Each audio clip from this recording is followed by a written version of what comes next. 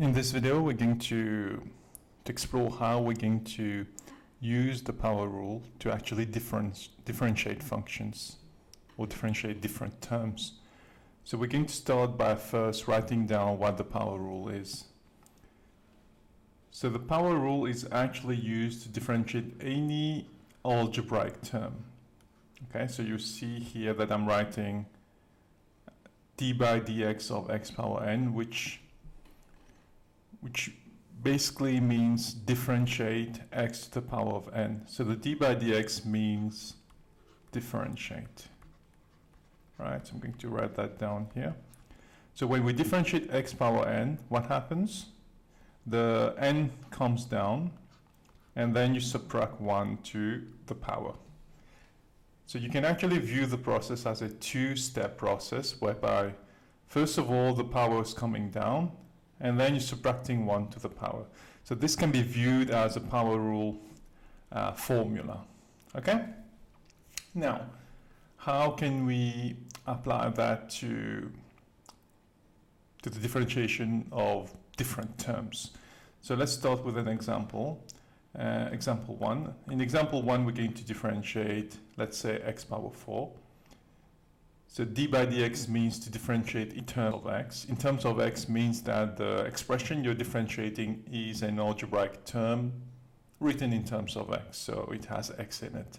So if you differentiate x power 4, if we refer back to the formula, we can see that the power should come down and then you should subtract 1. So the power here is 4, so the 4 comes down and then you subtract 1. So you get 4x to the power 3. In the same way, we can actually use this formula with x to any given power. So if you differentiate x squared, the 2 comes down, you subtract 1. So you get 2x, 2 minus 1 is 1, so you just get 2x. Now the power is not restricted to only whole numbers. The power can actually be a fraction as well. So let's try one with a fraction. So let's say you have to differentiate root of x. This is the same as d by dx of x to the power half, because root means power half. So once again, you bring the power down, half x. You subtract 1 to the power, so half minus 1, which can be simplified as half x. Half minus 1 is power minus half. And then a negative index can actually be brought down to make it positive. That's one of the rules of indices, so you get it like that. So it becomes 1 over 2x power half. And we know that x power half means root of x, so you end up getting 1 over 2 root of x. All right, and in the same way, it can be even applied to negative index also. So let's say you need to differentiate 1 over x cubed.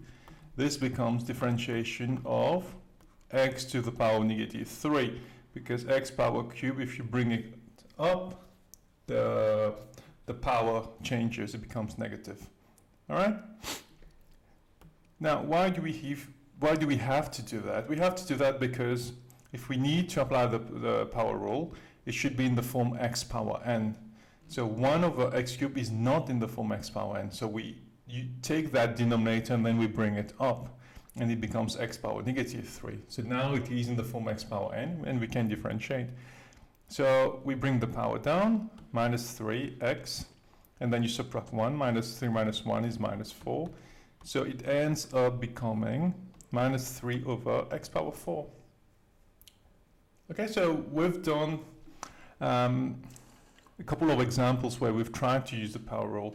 Let's try to stretch it a bit, and let me give you one which is slightly more challenging. So let's say we have 2x cubed plus 6x squared divided by x. And this is what we have to differentiate. So as you can see, we can't differentiate the term the way it is. We have to simplify it.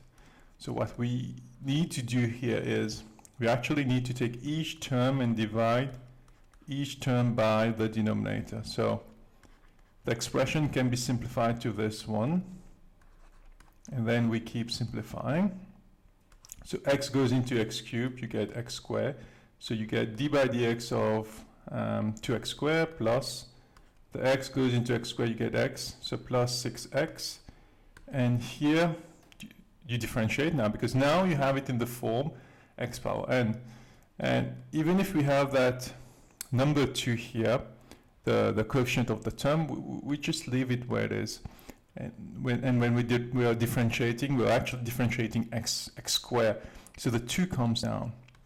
And then you subtract 1 to the power, plus 6x is as if 6x power 1. So if the 1 comes down, get 6 times 1, x, and then 1 minus 1. Actually, afterwards, I'm going to show you that we have a couple of rules which we can learn. And differentiation of 6x is one of them. We'll look at that later. So here, if we simplify, 2 times 2 is 4, x power 1 plus 6x 0, because 1 minus 1 is 0. So you end up getting 4x plus 6. Okay, so we've kind of explored a variety of questions here. But one thing which is equally important is actually knowing a couple of shortcuts. Okay, knowing a couple of shortcuts when you're differentiating, because shortcuts help. So I'm going to give you 3 basic rules, and the first one is actually the power rule, to actually use every time you have to differentiate, because it's going to speed up the process. So the first rule is x power n, it's nx n minus 1, which we've just used. The second rule is that if you differentiate a constant a, you should get 0. Why? Because if you're differentiating a line, okay, because a would mean it's y squared to a constant. So let's say y squared to a here. If you're differentiating a line, you should get 0, because the line is neither increasing nor decreasing. The gradient is 0. So that's why it becomes 0. The third rule will be differentiation of ax. And this will give you a, okay, where a is the constant. Now, how do we use all these rules in a question? Now, what happens is that for exams, you don't get individual terms to differentiate, you get an expression. So let's say you have y is equal to x cubed plus 6x squared plus 4x plus 2, and you need to find the gradient of that curve. Because every time you're differentiating, you're basically finding the gradient. What you need to do is you need to introduce d by dx on both sides. So you introduce d by dx on both sides, like this. And then d by dx of y actually becomes a new notation, dy by dx. And here, when differentiating, you differentiate one term at a time. So d by dx of x cubed will be 3x 2 minus 1. And with time, you can actually just write 3x squared directly. But here, for completeness sake, I'm going to write everything. Here, it's 6 times. The 2 comes down. And then 2 minus 1. And then look here. Differentiation of 4x.